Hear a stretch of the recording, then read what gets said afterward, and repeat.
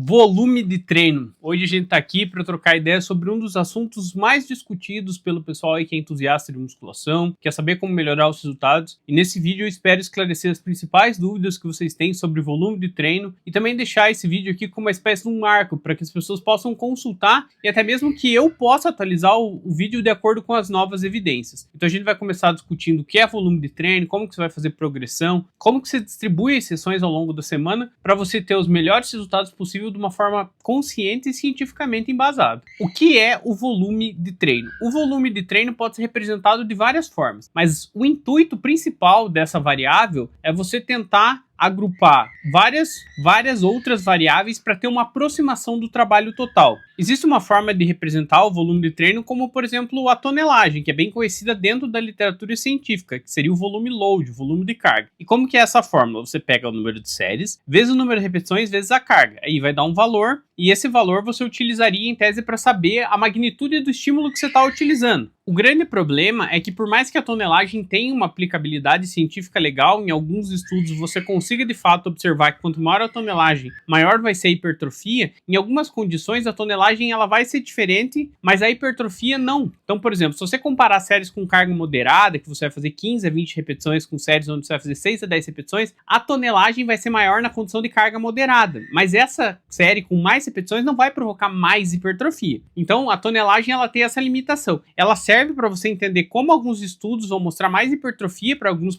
protocolos, como por exemplo, é com tempo de descanso. Normalmente quem descansa mais tende a conseguir ou fazer mais repetições ou a manter melhor a carga e consequentemente ter uma tonelagem maior por série, só que essas séries elas precisam ser equiparadas também na carga. Então a tonelagem ela acaba tendo uma limitação e é por isso que normalmente nós utilizamos outra métrica de volume. E qual seria essa métrica? O número de séries por grupo muscular. Uma dúvida que o pessoal tem muito e a galera sempre me pergunta, quais séries contam? Pessoal, são somente as séries com proximidade até a falha ou até a falha. As séries preparatórias e séries de aquecimento não contam nesse cálculo de volume. E a vantagem de você utilizar o número de séries como o principal balizador, como métrica de volume, é que é algo bem mais aplicável. A tonelagem, por exemplo, você teria que anotar sempre as cargas, as repetições. Eu até aconselho que você faça isso para você ter um parâmetro de progressão, mas com o volume, você consegue definir, por exemplo, ali quantas séries você faz por grupo muscular, e assim você pode até criar prioridades, que é algo que eu falei no meu vídeo de divisão de treino. Então, se você pega, por exemplo, você tem prioridade de desenvolver peito, você vai trabalhar um número maior de séries para peito. Então, quando você pega e você tem o volume como número de séries, somente séries próximas da falha ou até a falha, então você tem uma métrica que é bem aplicável e reprodutível de volume. E essa vai ser a métrica que a gente vai utilizar. O número de séries próximas à falha ou até a falha. E por que é tão importante que as pessoas tenham um controle e façam um cálculo de volume de treino? Porque na literatura científica existe uma dose-resposta entre volume e hipertrofia. O que seria a dose-resposta? Conforme você vai aumentando o volume, você vai tendo mais hipertrofia. O que pode levar algumas pessoas a interpretar equivocadamente. Quando eu digo isso, eu estou dizendo que se você passar 10 horas na academia e fizer 600 séries para um grupo muscular, você vai ter o máximo de resultado possível. Na realidade não é isso, pessoal. É que dentro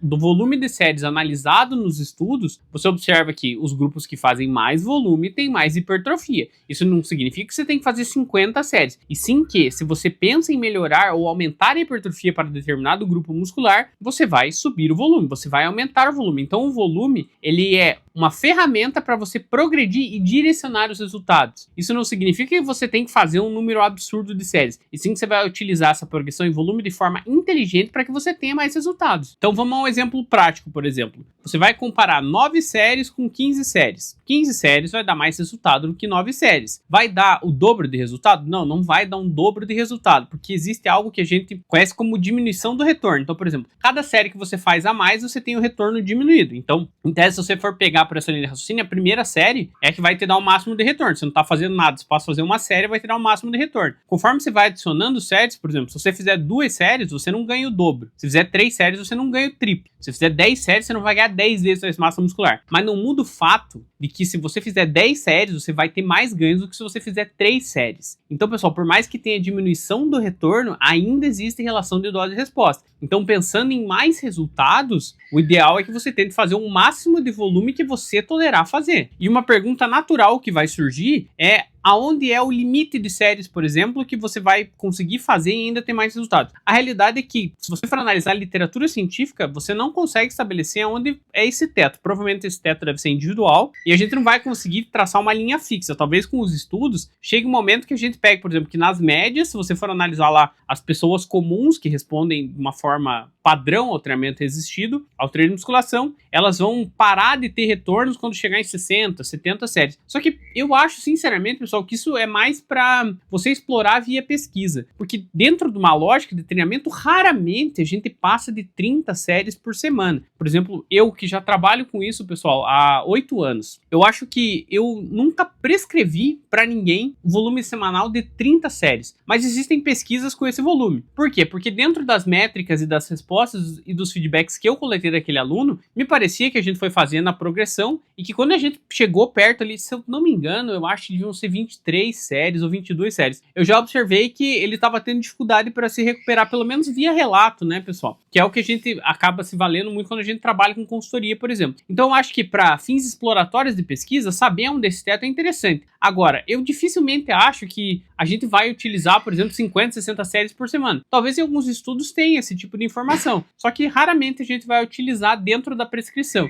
Então, as faixas de volume mais usuais, pelo menos as que eu trabalho, elas vão de 3 a 18, 19 séries. Se a gente for pegar, assim, grande parte das pessoas, elas ficam oscilando dentro desse volume de séries, pelo menos que eu prescrevo. Você pode fazer mais? Sim, você pode fazer mais. Você pode não fazer nenhuma série, caso você não queira desenvolver aquele grupo muscular, sim. Até porque talvez ele seja trabalhado de forma indireta. Mas é importante que a gente tenha essa noção do que a pesquisa busca esclarecer e de que é o cenário prático de prescrição que a gente utiliza. E também é muito importante ressaltar que quando a gente analisa essa curva de dose e resposta, os extremos, os estudos com acima de 30, 40 séries, eles são bem escassos. Então a gente não tem informação suficiente para saber como funciona a adaptação nesse caso de volumes mais altos. Mas o que a gente sabe é que se você for analisar as meta-análises, as meta-regressões, o que parece é que de fato existe uma dose e resposta. Mesmo os grupos com 30, 40 séries, eles têm mais hipertrofia. De novo, pessoal, não estou recomendando que vocês façam 30, 40 séries. Estou falando o que está escrito nos artigos. E o meu papel aqui, vocês sabem, é adotar uma postura baseada em evidência. Então vou trazer para vocês as informações baseadas em evidências científicas. Uma vez que você sabe o que é volume de treino e você quer aplicar esse conceito, talvez você esteja pensando, como que eu vou dividir esse volume de treino? Então, por exemplo, digamos que você vai fazer um volume de 18 séries para costas. Como é que você vai dividir? Você vai treinar tudo em um dia, vai treinar em 2 dias, vai treinar em 3 dias. O que a literatura mostra é que aparentemente para volumes maiores existe um benefício em fracionar esse volume ao longo da semana. Por quê? Você vai fazer 18 séries de qualquer jeito, certo? Se você fizer todas dentro de uma mesma sessão, a tendência é que os exercícios finais eles sejam bem subestimados e impactados por essa fadiga direta que você está fazendo ao trabalhar os músculos que são os motores primários desses exercícios. Então o fracionamento das séries para você comportar volumes maiores ele faz sentido. E por que eu quis falar de volume de carga lá no começo? Vamos pensar que você vai fazer 18 séries em um dia só. Provavelmente a carga, o número de repetições que você vai tolerar nesses exercícios finais da sessão vai ser bem menor do que se você realocasse eles 72 horas depois. Então vamos dar um exemplo prático para vocês. Você vai fazer 3 exercícios com 3 séries na segunda, 3 exercícios com 3 séries na quinta-feira, para costas, por exemplo. Você teria um total de 19 séries. Eu vou dar uma regrinha de bolso para vocês. Não é uma regrinha que é 100% cientificamente embasada. Existem algumas pesquisas que podem sugerir isso, mas não são estudos diretos. Eu sempre vou deixar muito claro para vocês quando eu trazer uma informação que não é consolidada cientificamente. Aparentemente, quando você passa de um certo volume por dia, numa mesma sessão, realmente parece que você começa a ter essa diminuição do retorno de forma ainda mais pronunciada. A minha dica para vocês é não passar de 10 séries para um grupo muscular de forma direta na mesma sessão. Então, pegar um exemplo do grupo muscular que a gente está utilizando, 18 séries. Fazer 3 séries e 3 exercícios na segunda, por exemplo, e na quinta você faz 3 séries de outros 3 exercícios para esse grupo muscular. Por quê? Porque se você for comparar, seriam 18 séries feitas de qualquer jeito. Então, seria 18 séries feitas em um dia, 18 séries fracionadas ao longo da semana. Eu só dei um exemplo de divisão, você pode dividir de várias formas possíveis. O que acontece? A tendência é que para essas mesas 18 séries, a tonelagem vai ser maior nessa condição fracionada, de você dividir. E nesse caso faz sentido você utilizar a tonelagem, por quê? Porque nós estamos equiparando o número de séries. Então o potencial hipertrófico é maior para o fracionamento. Como eu falei para vocês, pessoal, aqui os dados não são tão sólidos. Se você for analisar para volumes moderados e baixos, não parece fazer diferença você fracionar as séries. A perspectiva é para a gente tentar explorar essa dose de resposta de volumes mais altos. Então, essa dica que eu dou para vocês, ela é prática, ela tem um certo embasamento, mas muito longe de ser algo 100% consolidado.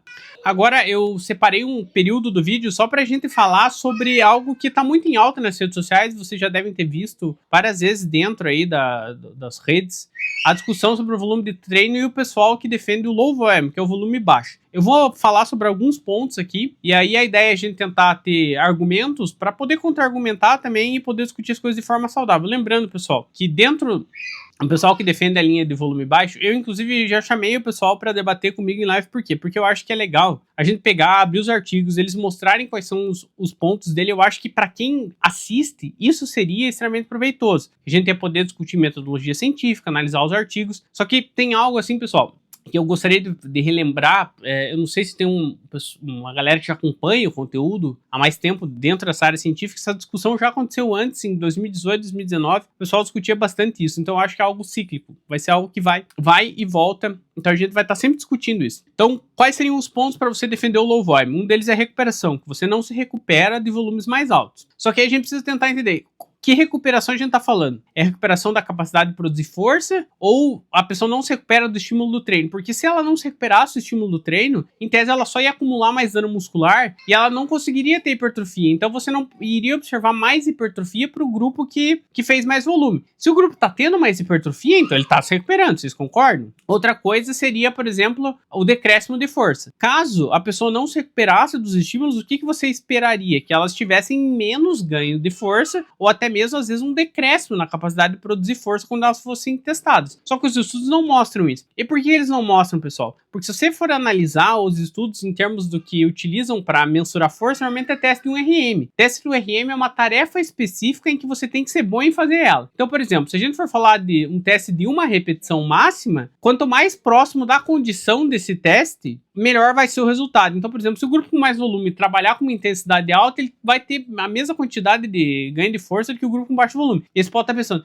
mas quem está trabalhando com mais volume não vai conseguir trabalhar com essa intensidade alta. Só que assim, pessoal, você tem que pensar que você vai fazer diferentes exercícios com diferentes padrões de resistência. Provavelmente, essa variação também pode beneficiar essa questão da manutenção da produção de força. E assim, por exemplo, você vai fazer um volume de 18 séries, 3 exercícios em um dia, 3 séries, 3 exercícios em outro. Vocês acham realmente que é muito difícil fazer isso?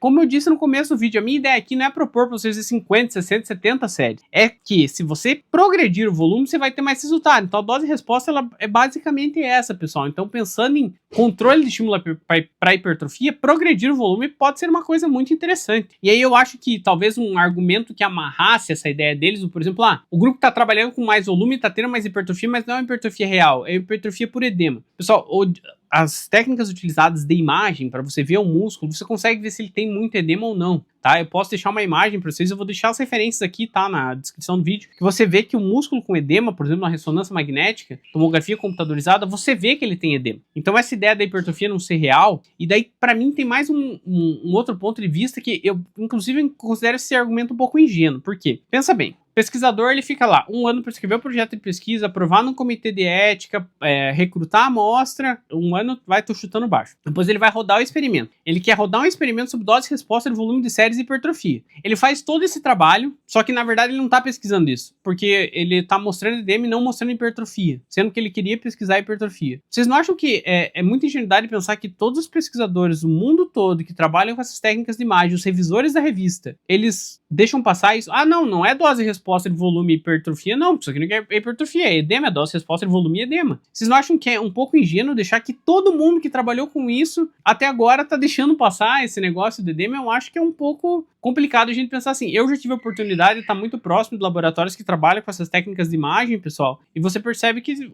eles sabem das limitações e certamente eles não vão deixar passar. Não é dose-resposta de musculação, volume de treino e hipertrofia, é edema. Então eu acho que esse argumento do edema ele não faz muito sentido e é de fato um pouco ingênuo. E assim, como eu comentei com vocês, essa discussão já aconteceu mais vezes. não deve ser a última, que não deve ser a última vez que nós vamos ver essa mesma discussão. Só que pensando nisso, pessoal, eu acho que seria produtivo que a gente tivesse um debate, assim, um debate saudável, discutir as ideias. Eu gosto de fazer esses vídeos informativos, então para mim é legal, isso me motiva a estudar. Então a ideia é discutir volume de treino para auxiliar vocês a ter mais resultado, tá? A fornecer informações de qualidade e incentivar vocês a irem atrás das próprias informações. E a minha sugestão para vocês é, não formem a opinião baseado no que alguém está falando para vocês. Leiam os artigos e vocês tirem as conclusões. Ah, mas eu não sei ler artigo. Vai se expondo, aos poucos você vai aprendendo, vê uns vídeos aí de metodologia da pesquisa, você está na universidade, tenta ir num grupo de estudos aí, para tentar entender como isso funciona. Porque eu acho que conforme a gente vai se aprofundando dentro desse meio, a tendência é que a gente só ganhe. Então,